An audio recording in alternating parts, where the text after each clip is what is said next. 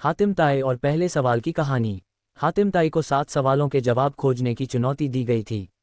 पहला सवाल था, वह आवाज़ जो रात में सुनाई देती है वह किसकी है और इसका स्रोत क्या है। इस सवाल का उत्तर खोजने के लिए हातिम ने यात्रा शुरू की। वह एक घने जंगल में पहुंचा जहां रात के समय एक रहस्यमय आवाज़ गूंजती थी। वह आवाज़ कभी मधुर गीत जैसी लगती तो कभी कराहने जैसी। हातिम ने इस आवाज़ के रहस्य को जानने का संकल्प लिया। जंगल में आगे बढ़ते हुए उसे एक बूढ़ा लकड़हारा मिला। लकड़हारे ने बताया कि यह आवाज़ पास के पहाड़ से आती है जिसे रुदन का पहाड़ कहते हैं। कहा जाता है कि इस पहाड़ पर कोई आत्मा बंधी हुई है जो रात में रोती है।